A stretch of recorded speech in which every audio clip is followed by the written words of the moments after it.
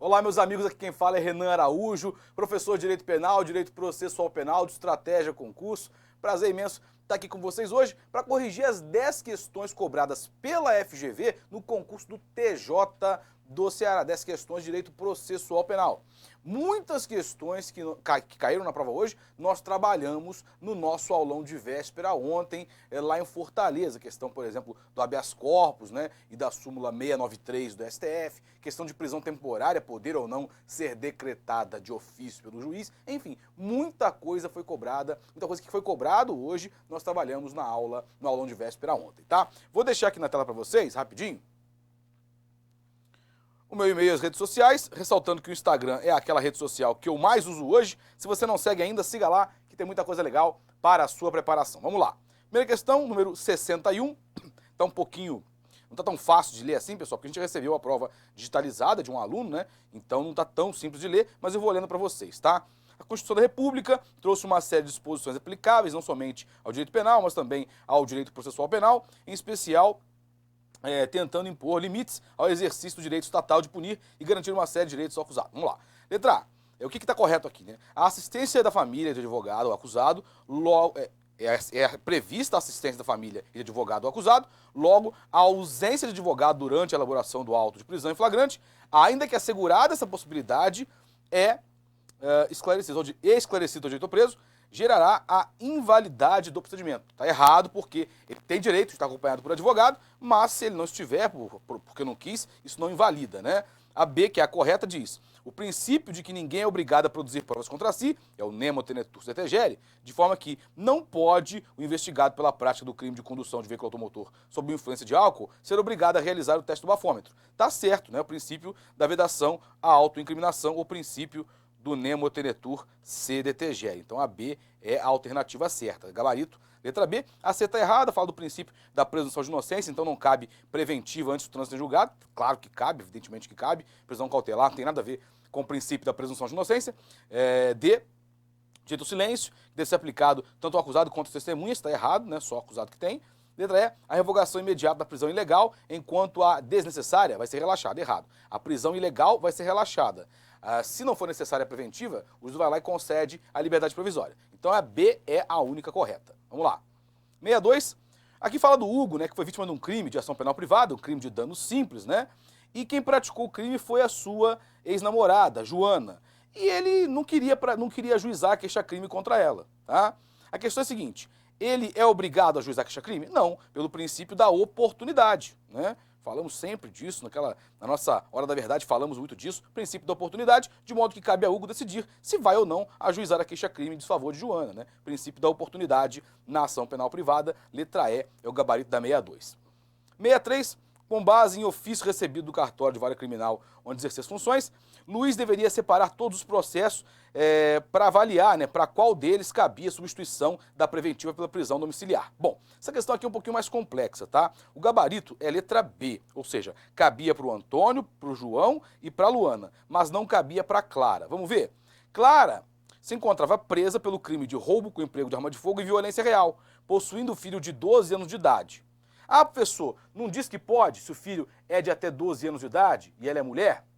Sim, mas diz lá, mulher com filho de até 12 anos de idade incompleto, ou seja, até 11 anos, 11 meses e 29 dias. Se já completou 12 anos, não é 12 anos incompletos, são 12 anos completos. Então, para a Clara não cabe, tá? Não entra no artigo 318, inciso 5º. Então, para a Clara não cabe. O Antônio tem 81 anos, então para ele ok, para o Antônio cabe. O João, ele estava preso pelo crime de corrupção e tinha filho de 11 anos e era o único responsável pelos cuidados do filho, então cabe para o João também, artigo 318, inciso 6º. E a Larissa estava presa, acusada do crime de uso de documento falso, moeda falsa, e tinha uma filha de 5 anos, mas não era a única responsável. Irrelevante. Se é mulher com filho de até 12 anos de idade incompletos, cabe. Então cabe para o Antônio, para o João e para a Larissa. Não vai caber para a Clara. Então a B é a correta, aqui a nossa aluna acabou errando. Letra B é a alternativa correta da 63.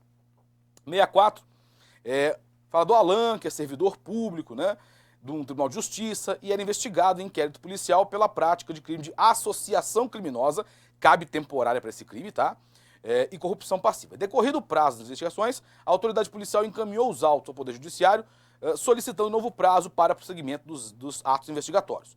O MP apenas concordou com o requerimento de prorrogação do prazo, não apresentando qualquer outro requerimento. O magistrado, por sua vez, ao receber os autos, concedeu mais 15 dias para as investigações e fez o que ainda? Na mesma decisão, decretou a prisão temporária de Alan, sei lá, pelo prazo de 5 dias.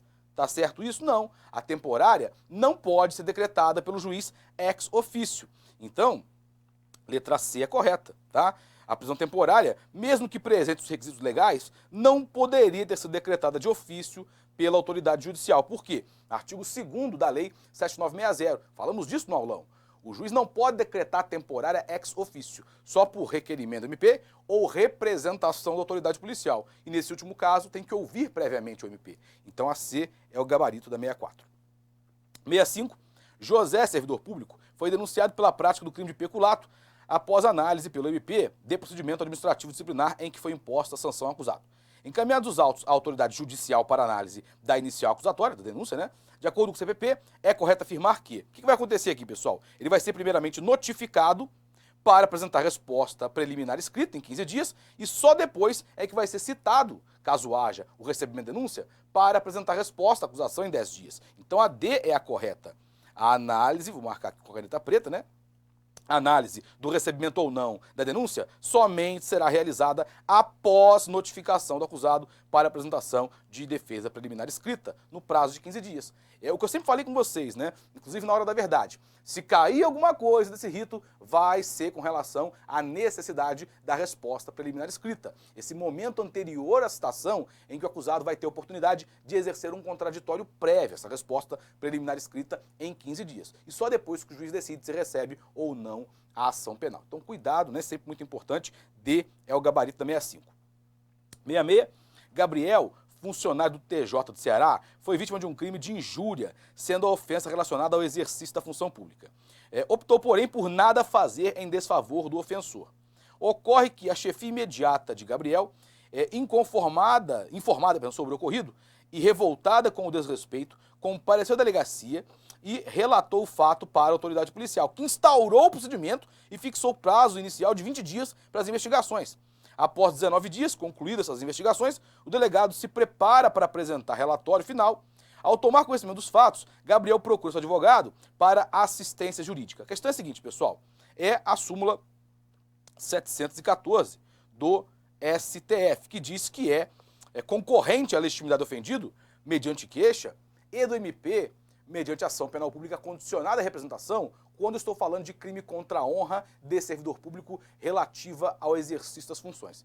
Se eu tenho um crime contra a honra de servidor público e que tem relação com as funções, no caso aqui tinha, eu posso ter tanto ação penal privada, o próprio servidor ajuizando a ação penal privada, ou posso ter o MP ajuizando uma ação penal pública condicionada à representação.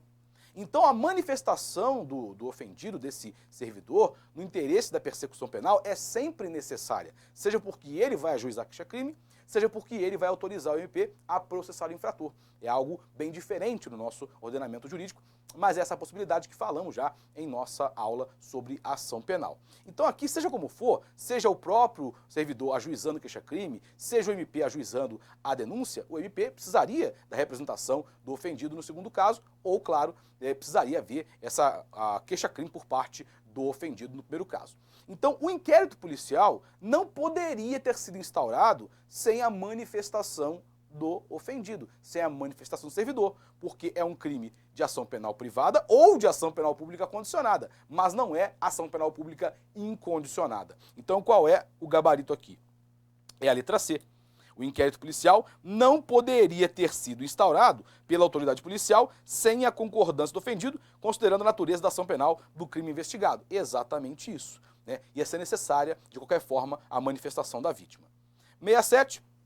Após concluir investigações, a autoridade policial encaminha relatório conclusivo ao MP, indiciando Jorge, é isso mesmo, Jorge, pela suposta prática do crime de estelionato, crime este de ação penal pública incondicionada. Recebidos os autos, o promotor de justiça com atribuição se manteve inerte no prazo previsto para oferecimento de denúncia. Que eu falo com vocês, pessoal, a questão fala isso. É ação penal pública incondicionada e o MP ficou inerte no prazo legal. surge o quê? O direito da vítima a ajuizar a ação penal privada no lugar da pública. Artigo 29 do CPP. O gabarito aqui é letra D. Cabe, então, é possível que o ofendido ajuize queixa-crime subsidiária, ação penal privada subsidiária da pública, podendo, porém, o MP repudiar a queixa e oferecer denúncia substitutiva. É uma possibilidade lá do artigo 29 do CPP, tá? Então, o gabarito aqui é letra D, literalidade do artigo 29 do Código de Processo Penal. 68. Francisco Primário de bons antecedentes vem a tomar conhecimento da existência de procedimento investigatório administrativo presidido por autoridade policial em que figura como indiciado pela suposta prática do crime punido exclusivamente com pena de multa. Isso nós falamos ontem no aulão, ó. Então, já vou chamar aqui a súmula 693. Não cabe HC aqui, né, já que não tem nenhuma possibilidade, nem mesmo remota, de coação ilegal à sua liberdade de locomoção, né? Revoltado com a situação, acreditando não ter qualquer relação com o fato criminoso investigado e que estaria havendo abuso por parte do delegado, apresenta habeas corpus, elaborado por ele próprio, sem advogado, irrelevante, ele pode fazer isso, né? Artigo 654, escrito à mão, em folha de papel, de caderno, pode. Falei sobre isso ontem, inclusive, no aulão de véspera, né? Pode ser uma folha de caderno, de pão, não importa, tá? Encaminhando ao juízo de primeira instância, competente, figurando como autoridade coatora a autoridade policial. A princípio, tudo ok. O problema é que neste inquérito policial aqui, estamos falando de uma persecução penal relativa a um fato apenado apenas com multa. Então não há nenhuma possibilidade, nem mesmo remota, de haver, eventualmente em caso de denúncia e de condenação, privação da liberdade. Então não há nenhuma ameaça, nem mesmo potencial à liberdade de locomoção do Francisco. Logo, ele não pode se valer do habeas corpus, poderia em tese se valer do MS. Então qual é o gabarito? É letra C. Não é admitida, tendo em vista, o habeas corpus aqui não é admitido, tendo em vista que o delito investigado é punido apenas com multa, súmula 693 do STF. Falamos disso no aulão de véspera ontem. 69. Mariana, tecnicamente primária e com endereço fixo, foi identificada a partir das câmeras de segurança como autora de um crime de furto simples, pena reclusão de 1 a 4 anos e multa, em um estabelecimento comercial. O inquérito policial, com relatório conclusivo, acompanhado da FAC, com apenas uma outra anotação referente à ação penal em curso, sem decisão definitiva, foi encaminhada ao Poder Judiciário e posteriormente ao MP. Então ela é primária, tá? Entendendo que existe risco de reiteração delitiva, já que testemunhas indicavam que Mariana, que se encontrava solta, já teria praticado delitos semelhantes no mesmo local, em outras ocasiões, poderá o promotor, com a atribuição, requerer que seja...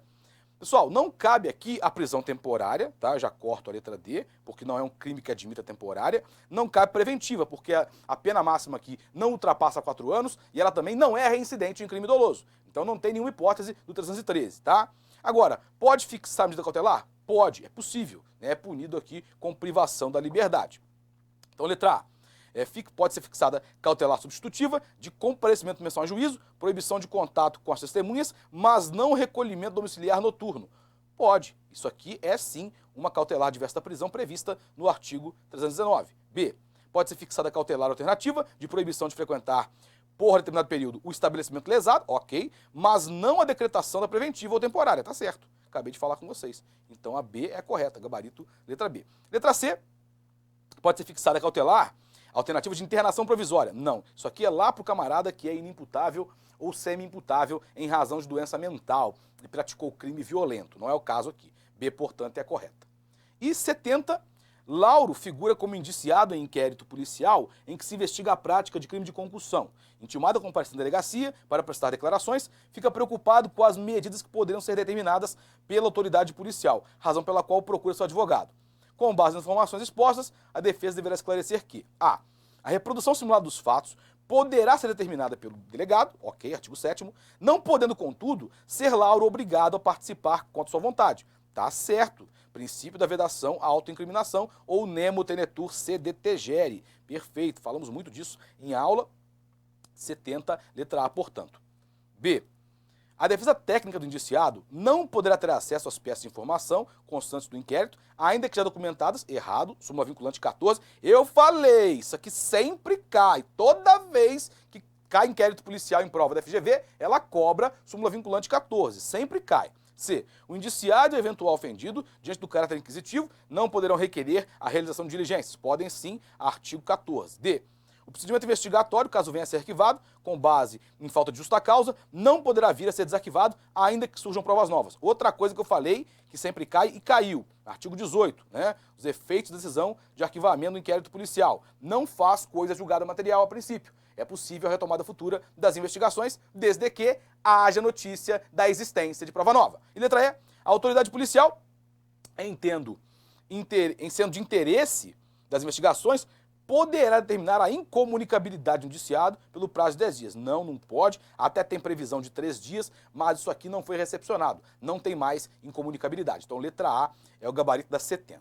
Pessoal, obrigado a vocês todos, tá? Fechamos assim então a correção das 10 questões de processo penal do TJ Ceará. Deixo para vocês aqui o meu e-mail, as redes sociais, ressaltando que o Instagram é aquela rede social que eu mais uso hoje. Se você não segue ainda, siga lá que tem muita coisa legal para a sua preparação. Muito obrigado a todos vocês. Vocês puderam perceber que tudo aqui, obviamente, estava no nosso material. E das 10 questões, pelo menos umas 7 ou 8 a gente trabalhou na hora da verdade. Várias foram trabalhadas também no aulão presencial de véspera.